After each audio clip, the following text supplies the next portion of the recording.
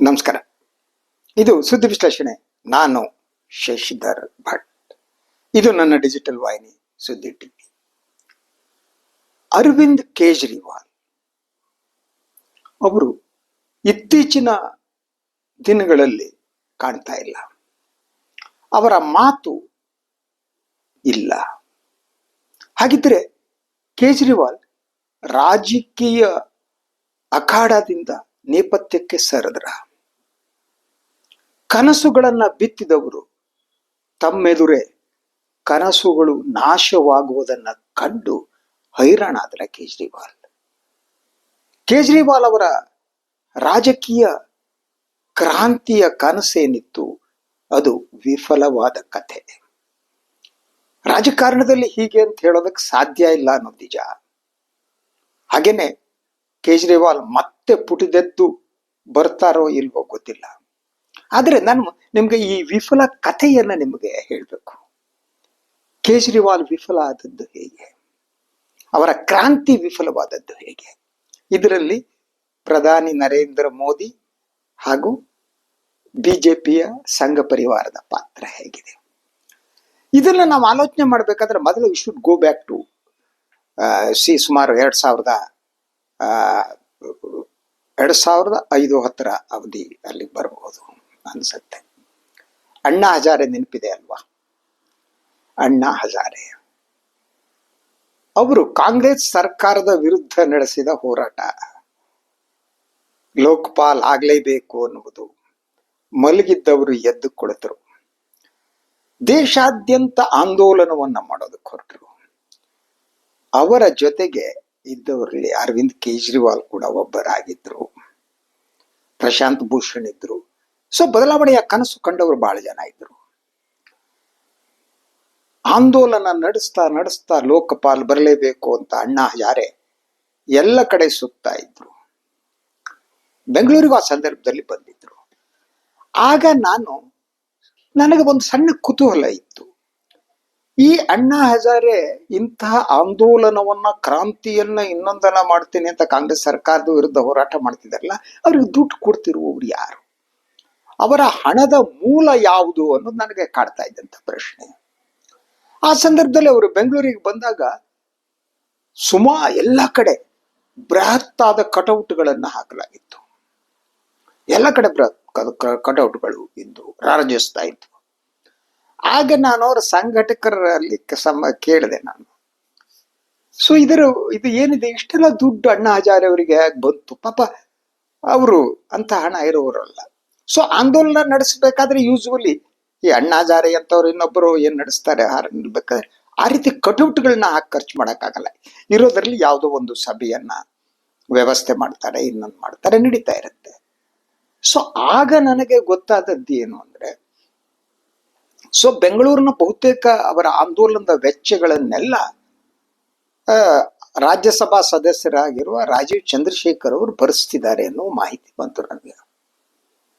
ರಾಜೀವ್ ಚಂದ್ರಶೇಖರ್ ಬಿಜೆಪಿಯ ಮಂತ್ರಿನೂ ಆಗಿದ್ರು, ನಂತರ ನಿಮ್ಗೆ ಗೊತ್ತಿರಬಹುದು. ಸೊ ಈ ಎಕ್ಸ್ಪೆನ್ಸಸ್ ಎಲ್ಲ ರಾಜೀವ್ ಚಂದ್ರಶೇಖರ್ ವಹಿಸ್ತಾ ಇರೋದು ನನಗೇನು ಆಶ್ಚರ್ಯ ಆಗಿದೆ. ನನಗೆ ರಾಜೀವ್ ಚಂದ್ರಶೇಖರ್ ಹತ್ತರಿಂದ ಗೊತ್ತು, ನಾನು ಅವ್ರ ಜೊತೆ ಕೆಲಸ ಮಾಡಿದವನು ಸುವರ್ಣ ವಾಹಿನಿಯಲ್ಲಿ ಕಟ್ಟ ಸಂದರ್ಭದಲ್ಲಿ. ಆದ್ರಿಂದ ಅವ್ರು ಇಂಥದ್ದೆಲ್ಲ ಕೆಲವು ಈ ಜನ ಪರವಾದ ಇಂಥದಕ್ಕೆಲ್ಲ ಸಪೋರ್ಟ್ ಮಾಡೋದಿದೆ, ಅವ್ರು ಬೆಂಬಲ ಮಾಡಿರ್ಬೇಕು ಅಂತ ಅಂದ್ಕೊಂಡೆ ನಾನು. ಆದ್ರೆ ಕೊನೆಗೆ ನನಗೆ ಗೊತ್ತಾದ್ದು, ಈ ಒಂದು ಆಂದೋಲನದ ಹಿಂದೆ ಸ್ಪಾನ್ಸರ್ ಮಾಡ್ತಾ ಇರುವುದೇ ಸಂಘ ಪರಿವಾರ ಮತ್ತು ಬಿಜೆಪಿ ಅಂತ. ಅಣ್ಣಾ ಹಜಾರೆ ಆವಾಗಲೇ ಬಿಜೆಪಿಯ ಏಜೆಂಟ್ರಾಗಿದ್ರು. ಅವರನ್ನ ಸೊ ಬಿಜೆಪಿ ಬಳಸಿಕೊಂಡಿತ್ತು ಅಂತ. ಬಿಜೆಪಿ ಅಣ್ಣಾ ಹಜಾರೆ ಅವ್ರನ್ನ ಬಳಸಿಕೊಂಡು ಕಾಂಗ್ರೆಸ್ ಸರ್ಕಾರದ ವಿರುದ್ಧ, ಮನಮೋಹನ್ ಸಿಂಗ್ ಅವರ ಸರ್ಕಾರ ಇದ್ದ ಇಲ್ಲಿ ಆಂದೋಲನವನ್ನ ಪ್ರಾರಂಭ ಮಾಡಿದ್ದು. ಇದು ಆದ್ಮೇಲೆ ಸ್ವಲ್ಪ ಕಾಲದಲ್ಲಿ ಪ್ರಶಾಂತ್ ಭೂಷಣ್ ಅವರಿಗೆ, ಅರವಿಂದ್ ಕೇಜ್ರಿವಾಲ್ ಅವರಿಗೆ ಗೊತ್ತಾಯ್ತು. ಅರವಿಂದ್ ಕೇಜ್ರಿವಾಲ್ ಹೊರಗಡೆ ಬಂದು ಅವರು ಒಂದು ಹೊಸ ರೀತಿಯ ರಾಜಕಾರಣವನ್ನ ಪ್ರಾರಂಭ ಮಾಡಿದ್ರು. ಕೇಜ್ರಿವಾಲ್ ಎಸ್ಪೆಷಲಿ ಭಾರತೀಯರ ಮನಸ್ಸಿನಲ್ಲಿ ಬದಲಾವಣೆಯ ಕನಸನ್ನ ತುಂಬಿದ್ರು. ಅದರಂತೆ ದೆಹಲಿಯಲ್ಲಿ ಯಾವಾಗ ಅವರು ಅಧಿಕಾರಕ್ಕೆ ಬಂದ್ರು, ಅವರ ಕಾರ್ಯಕ್ರಮಗಳು ಅದು ಜನಪರವಾದ ಕಾರ್ಯಕ್ರಮವಾಗಿತ್ತು, ಅಭಿವೃದ್ಧಿ ಪರವಾದ ಕಾರ್ಯಕ್ರಮ ಆಗಿತ್ತು. ಅದರಲ್ಲಿ ಯಾವುದೇ ಅನುಮಾನ ಬೇಕಾಗಿಲ್ಲ. ಅವರ ಶಿಕ್ಷಣ, ಆರೋಗ್ಯಕ್ಕೆ ಅವರು ಕೊಟ್ಟಂತಹ ಆದ್ಯತೆ, ಇವತ್ತಿನ ಸಂದರ್ಭದಲ್ಲಿ ಶಿಕ್ಷಣದ ಬಗ್ಗೆ ಹಾಗೇನೆ ಆರೋಗ್ಯದ ಬಗ್ಗೆ ಮಾತನಾಡುವ ರಾಜಕಾರಣ ಹೊರಟೋಗ್ಬಿಟ್ಟಿದೆ.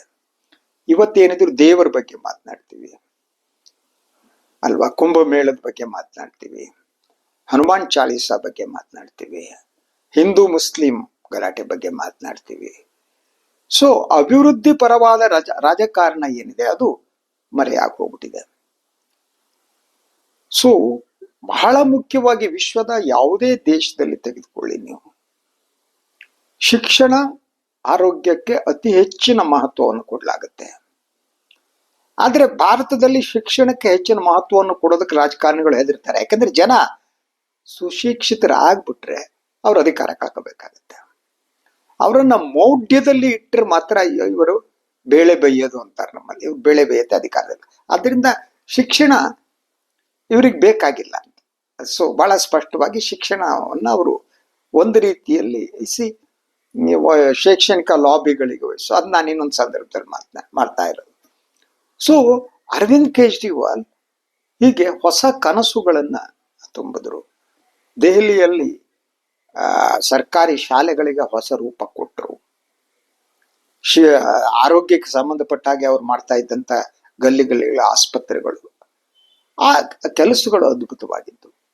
ಸೊ ಆಗ ಅನ್ನಿಸಿದ್ದು ಎಲ್ಲರಿಗೂ, ಸಾಮಾನ್ಯ ದೇಶದ ಜನರಿಗೆ, ಸೊ ಕೇಜ್ರಿವಾಲ್ ಅವರ ಆಮ್ ಆದ್ಮಿ ಪಕ್ಷ ಏನಿದೆ ಅದು ಅಭಿವೃದ್ಧಿ ಪರವಾದ ಪಕ್ಷ ಅನ್ನೋ ಭಾವನೆ ಜನರಲ್ಲಿ ಬರೋದು ಪ್ರಾರಂಭ ಆಯ್ತು. ಜನ ಹೆಚ್ಚು ಸ್ಪಷ್ಟವಾಗಿ ಈ ಪರಂಪರಾಗತ ರಾಜಕಾರಣದಿಂದ ಬೇಸತ್ತಂಥ ಜನ ಆಮ್ ಆದ್ಮಿ ಪಕ್ಷದ ಕಡೆ ಹೆಚ್ಚೆಚ್ಚು ಒಲವನ್ನ ವ್ಯಕ್ತಪಡಿಸೋದಕ್ಕೆ ಪ್ರಾರಂಭ ಮಾಡಿದ್ರು. ಆಗ ಮೋದಿ ಅಂಡ್ ಬಿಜೆಪಿಗೆ ಅವರು ಬಹುದೊಡ್ಡ ಥ್ರೆಟ್ ಆಗಿ ಕಂಡಿದ್ದು ಅಂತ. ಅವ್ರ ಥ್ರೆಟ್ ಆಗಿ ಕಾಣೋದಕ್ಕೆ ಇನ್ನೊಂದು ಬಹಳ ಮುಖ್ಯವಾದ ಕಾರಣ ಅಂದ್ರೆ, ಒಂದ್ ಕಡೆ ಈ ಅಭಿವೃದ್ಧಿ ಪರವಾದ ರಾಜಕಾರಣ, ಶಿಕ್ಷಣ ಮತ್ತು ಆರೋಗ್ಯಕ್ಕೆ ಹೆಚ್ಚಿನ ಒತ್ತು ಉಳಿದದ್ದು ಮಾಡಿದ್ದು, ಅದು ಜನರಿಗೆ ಉಚಿತ ವಿದ್ಯುತ್ತು ಎಲ್ಲ ಅವರ ಕಾರ್ಯಕ್ರಮಗಳು. ಇನ್ನೊಂದು ಕಡೆ ಅರವಿಂದ್ ಕೇಜ್ರಿವಾಲ್ ಅವರು ಅನುಸರಿಸ್ತಾ ಇದ್ದ ಸಾಫ್ಟ್ ಹಿಂದುತ್ವ. ಈ ಸಾಫ್ಟ್ ಹಿಂದುತ್ವವನ್ನು ಅನುಸರಿಸೋಕೆ ಹೋಗಿ ಕಾಂಗ್ರೆಸ್ ಫೇಲ್ ಆಯ್ತು, ರಾಹುಲ್ ಗಾಂಧಿ ಅವರು ಫೇಲ್ ಆದ್ರು.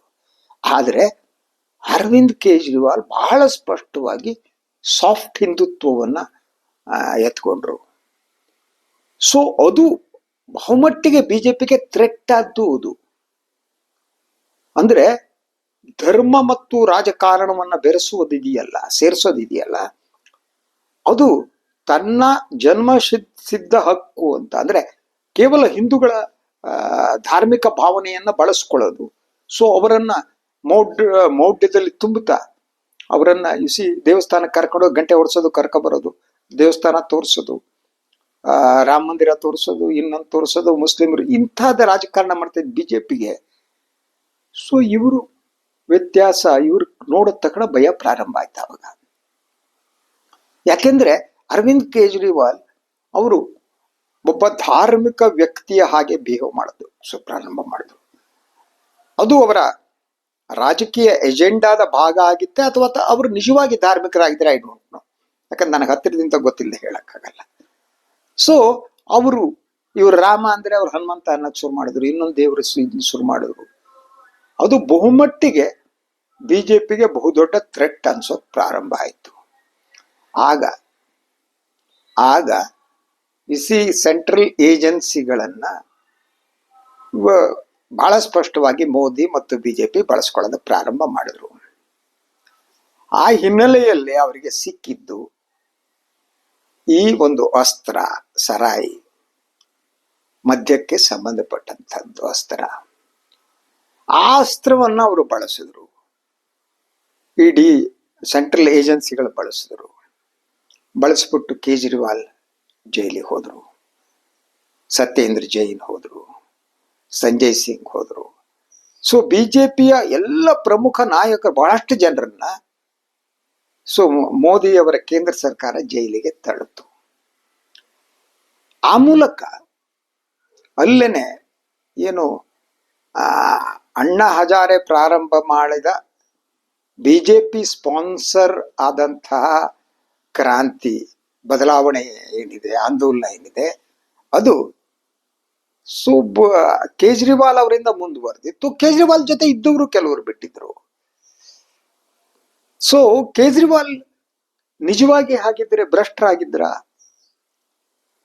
ಈ ಮದ್ಯದ ಇದಕ್ಕೆ ಸಂಬಂಧಪಟ್ಟ ಹಾಗೆ ಅವರು ಕೈಗೊಂಡ ಕ್ರಮದಲ್ಲಿ ಅವರಿಗೆ ರುಶ್ವತ್ತು ಲಂಚನ ಸಿಕ್ಕಿತ್ತ?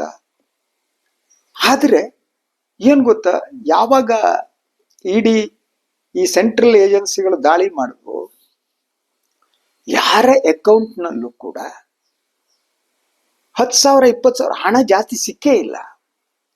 ಸೊ ಮನಿ ಲಾಂಡ್ರಿಂಗ್ ಅನ್ನುವುದಕ್ಕೆ ಬೇಕಾದ ಪುರಾವೆಗಳು ಸಿಕ್ಕಿಲ್ಲ. ಸೊ ಹೀಗಾಗಿ ಜೈಲಲ್ಲಿ ಉಳಿದ್ರು ಬಂದ್ರು. ಆದ್ರೆ ಈ ನಡುವೆ ಅವರ ಮನೆ ಏನಿದೆ, ಕೇಜ್ರಿವಾಲ್ ಅವರ ಮನೆ ಕಟ್ಟಿದ್ದು, ಅದರ ವೈಭವ ಅದು ಶುರುವಾಯಿತು. ಆದ್ರೆ ಅದೇ ಸಂದರ್ಭದಲ್ಲಿ ಯುಸಿತಟ್ ಅವರ ಪತನ ಏನಿದೆ, ಕೇಜ್ರಿವಾಲ್ ಅವರ ಪತನ ಆಗ್ಲೇ ಪ್ರಾರಂಭ ಆಯ್ತು ಅಂತ ಅನ್ಸುತ್ತೆ. ಯಾಕೆಂದ್ರೆ ಅವರ ಇಡೀ ರಾಜಕಾರಣ, ಈ ಸಾಫ್ಟ್ ಹಿಂದುತ್ವ ಏನಿದೆ, ಅದು ಯಾವ ಪರಿಣಾಮ ನೀಡಬೇಕು ಗೊತ್ತಾಗಿಲ್ಲ. ಆದ್ರೆ ಸತತವಾಗಿ ಜೈಲಿಗೆ ಹೋಗ್ತಿದೆಯಲ್ಲ, ಈ ಏನಾಗುತ್ತೆ ಗೊತ್ತಾ, ಒಂದು ಸುಳ್ಳನ್ನ 1000 ಬಾರಿ ಸುಳ್ಳು ಹೇಳಿದ್ರೆ ಅದು ಸತ್ಯ ಅಂತ ಜನ ನಂಬುವ ಅಪಾಯ ಇರುತ್ತೆ. ಅದ್ ನಾನು ಆ ಕೇಸ್ ಬಗ್ಗೆ ಹೇಳಲ್ಲ, ನನಗೆ ಗೊತ್ತಿಲ್ಲ. ಆದ್ರೆ U see that Aam Aadmi ಪಕ್ಷ ಕೂಡ ಭ್ರಷ್ಟ ಪಕ್ಷ ಅಂತ ಎಸ್ಟಾಬ್ಲಿಷ್ ಮಾಡುವುದಕ್ಕೆ ಸತತವಾಗಿ ಸತ್ಯನ ಸುಳ್ಳ ಒಂದು ಪ್ರೊಪಗಂಡ ನಡೆಸೋದಕ್ಕೆ ಬಿಜೆಪಿಗೆ ಸಾಧ್ಯ ಆಯಿತು ಅಂತ. ಸೊ ಬಿಜೆಪಿ ಸತತವಾಗಿ ಅವರ ಕೇಜ್ರಿವಾಲ್ ಅವರ ಒಂದು ಇಮೇಜ್ ಇತ್ತು ನೋಡಿ, ಆ ಇಮೇಜ್ ಅನ್ನ ಸಂಪೂರ್ಣವಾಗಿ ನಾಶಪಡಿಸ್ಬಿಟ್ರು. ಅದಕ್ಕೆ ಎಷ್ಟು ವ್ಯಯಿಸಿದರೋ ಗೊತ್ತಿಲ್ಲ. ಕೇಜ್ರಿವಾಲ್ ಅಂತ ಅಂದ್ರೆ ಜನ ಮನ್ಸಲ್ಲ, ಹೌದಾ ಅವ್ರೇನೋ ಕಾಸು ಹೊಡೆದಿರಬಹುದಾ ಅನ್ನುವ ರೀತಿ ಯೋಚನೆ ಬರುವಂತೆ ಸತತವಾಗಿ. ಆದ್ರೆ ಕೇಸ್ ಏನಾಯ್ತು ಈಗ? Nobody nose. ಆದ್ರೆ ಬಿಜೆಪಿ ಅವರ ಗುರಿ ಸಾಧನೆ ಆಗಿತ್ತು. ಆಮ್ ಆದ್ಮಿ ಪಕ್ಷ ಅಧಿಕಾರವನ್ನು ಕಳ್ಕೊಳ್ತು ದೆಹಲಿಯಲ್ಲಿ. ಈ ಪಂಜಾಬ್ನಲ್ಲಿ ಅಧಿಕಾರದಲ್ಲಿದ್ದಾರೆ, ಅದು ಬೇರೆ ಪ್ರಶ್ನೆ. ದೆಹಲಿಯಲ್ಲಿ ಅಧಿಕಾರ ಕಳ್ಕೊಂಡ್ರು.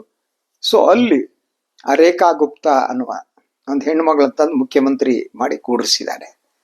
ಸೊ ಕೂಡಿಸಿದ್ರೆ ಅವಳಿಗೆ ಏನು ಸ್ವಂತ ವ್ಯಕ್ತಿತ್ವ ಇದೆ ಅಂತ ಗೊತ್ತಿಲ್ಲ. ಈ ಬಿಜೆಪಿ ಮೋದಿ ಸಾಹೇಬ್ರು ಬಂದ ಮೇಲೆ ಈ ರಾಜ್ಯಗಳಲ್ಲಿ ಅವ್ರು ಎಲ್ಲೆಲ್ಲಿ ರಾಜ್ಯಗಳ ಅಧಿಕಾರದಲ್ಲಿದ್ದಾರೋ ಅಲ್ಲಿಯ ಮುಖ್ಯಮಂತ್ರಿಗಳ ಮುಖವನ್ನ ತಾವು ಒಂದೊಂದ್ಸಲ ನೋಡ್ತಾ ಹೋಗಿ, ಅವ್ ಯಾರಿಗೂ ಕೂಡ ಸ್ವಂತ ವ್ಯಕ್ತಿತ್ವ ಇರುವವರೇ ಅಲ್ಲ. ಪ್ಯಾರಾಸೈಟ್ಸ್ ಅಂತಾರೆ ನೋಡಿ, ಬರೇ ಮೋದಿ ಮೋದಿ ಮೋದಿ ಅಂದ್ಕೊಂಡಿರುವಂತ ಕೆಲಸಕ್ಕೆ ಬಾರದಿರುವವರನ್ನ ಮತ್ತು ದೆಹಲಿಯ ನಿಯಂತ್ರಣದಲ್ಲಿ ಇರುವವರನ್ನೇ ನೇಮಿಸಲಾಗಿದೆ. ಆ ರೀತಿ ದೆಹಲಿ ರಾಜಕಾರಣದಲ್ಲೂ ಕೂಡ ರೇಖಾ ಗುಪ್ತಾ ಅವ್ರನ್ನ ತಂದುಬಿಟ್ಟು, ಸೊ ಏನ್ ಎಕ್ಸ್ಪಿರಿಮೆಂಟ್ ಇತ್ತಲ್ಲ ಕೇಜ್ರಿವಾಲ್ ಅವರ ಎಕ್ಸ್ಪಿರಿಮೆಂಟು, ಆ ಬದಲಾವಣೆ ಅಥವಾ ಕ್ರಾಂತಿ ಎಕ್ಸ್ಪಿರಿಮೆಂಟ್, ಅದನ್ನ ನಾಶಪಡಿಸುವುದರಲ್ಲಿ ಬಿಜೆಪಿ ಮತ್ತು ಮೋದಿ ಯಶಸ್ವಿ ಆದರು ಅಂತ. ಸೊ ಇನ್ನು ನೆಕ್ಸ್ಟ್ ಏನಾಗುತ್ತೆ ಗೊತ್ತಿಲ್ಲ. ಆದ್ರೆ ಇಡೀ ಭಾರತದ ರಾಜಕಾರಣದಲ್ಲಿ ಈ ಒಂದು ಶಿಕ್ಷಣ, ಆರೋಗ್ಯ ಇಂಥದ್ರ ಬಗ್ಗೆ ಚರ್ಚೆ ನಡೆಸ್ತಾ ಹೊಸ ರೀತಿಯ ರಾಜಕಾರಣವನ್ನ ಏನ್ ಮಾಡೋದಕ್ಕೆ ಹೊರಟಿದ್ರು, ಒಂದು ಎಕ್ಸ್ಪಿರಿಮೆಂಟ್ ಅನ್ನ, ಆ ಎಕ್ಸ್ಪಿರಿಮೆಂಟ್ ಅನ್ನ ನಾಶಪಡಿಸಿ ಮತ್ತೆ ದೇಶವನ್ನ ಧಾರ್ಮಿಕ ಆಧಾರದ ಕೋಮು ಆಧಾರಿತ ರಾಜಕಾರಣದತ್ತ ಹೋಗೋ ಹಾಗೆ ಮೋದಿ ಅಂಡ್ ಕಂಪನಿ ಮಾಡಿದ್ರು. ಯಾಕೆಂದ್ರೆ ಅವರಿಗೆ ಇರುವ ಭಯ ಅದೇನೆ, ಒಂದೊಮ್ಮೆ ಈ ಒಂದು ಅಭಿವೃದ್ಧಿ ಪರವಾದ ರಾಜಕಾರಣ ಏನಿದೆ, ಶಿಕ್ಷಣ, ಆರೋಗ್ಯ ಇಂಥ ಜನರಿಗೆ ಸಂಬಂಧಪಟ್ಟ ವಿಚಾರವನ್ನ ಇಟ್ಕೊಂಡು ರಾಜಕೀಯ ಪಕ್ಷಗಳು ಗೆಲ್ಲೋದಕ್ಕೆ ಪ್ರಾರಂಭ ಆಗ್ಬಿಟ್ರೆ ಬಿಜೆಪಿ 0 ಆಗ್ಬಿಡುತ್ತೆ. ಅವ್ರಿಗೆ ಅದಕ್ಕೆ ಇದು ಯಾವುದಕ್ಕೂ ಸಂಬಂಧ ಇಲ್ಲ. ಅವರಿಗೆ ಬರೀ ಸುಳ್ಳು ಭ್ರಮೆಗಳಲ್ಲಿ ಇರಬೇಕು. ಮೋದಿ ಸೃಷ್ಟಿಸೋದು ಅದೇನೆ. ಆದ್ರಿಂದ ಹಿಸ್ ಡೂಯಿಂಗ್ ಲೈಕ್ ದಟ್. ಇದನ್ನ ನಾನು ಒಂದು ರೀತಿಯಲ್ಲಿ ವಿಫಲ ಕ್ರಾಂತಿ ಅಂತ ಕರಿತೀನಿ. ಕೇಜ್ರಿವಾಲ್ ತಪ್ಪು ಇರಬಹುದು. ಇಟ್ ಡಿಡ್ ಎ ಮಿಸ್ಟೇಕ್ ಅನ್ಸುತ್ತೆ ನನಗೆ. ಯಾಕೆಂದ್ರೆ ಅವರ ಇಡೀ ಅದನ್ನ ಹೇಳೋದಕ್ಕೆ ಸಾಧ್ಯ ಆಗಲ್ಲ. ಅವ್ರು ಮುಖ್ಯಮಂತ್ರಿ ಆದಾಗ ನಂತರದ್ದು ಅವರ ಓವರ್ ಆಲ್ ಅಪಿಯರೆನ್ಸ್ಗಳು, ಅವರು ಪೊಲಿಟಿಕಲ್ ಸ್ಟ್ರಾಟಜಿಗಳು ಯಾವ್ದಾದ್ರು ವಿಫಲ ಆದಂತೆ ಕಾಣುತ್ತೆ. ಅದಕ್ಕಾಗಿ ಹೊಸ ಕನಸಿನ ರಾಜಕಾರಣ ನಾಶ ಆಯಿತು. ಇದು ಇವತ್ತಿನ ಸುದ್ದಿ ವಿಶ್ಲೇಷಣೆ. ಇನ್ನೊಂದು ವಿಚಾರದಾಗ ಮತ್ತೆ ಬರ್ತೀನಿ. ನಾನು ವೈನ್ ಲೈಕ್ ಮಾಡಿ, ಸಬ್ಸ್ಕ್ರೈಬ್ ಮಾಡಿ, ಬೆಲ್ ಐಕಾನ್ ಪ್ರೆಸ್ ಮಾಡೋದಕ್ಕೆ ಮರಿಬೇಡಿ. ಹಾಗೇನೆ ಸಾಧ್ಯ ಆದರೆ ಸಹಾಯ ಮಾಡಿ. ಸ್ವತಂತ್ರ ಪತ್ರಿಕೋದ್ಯಮನ ಉಳಿಸಿ, ನನ್ನನ್ನು ಆಶೀರ್ವದಿಸಿ. ನಮಸ್ಕಾರ.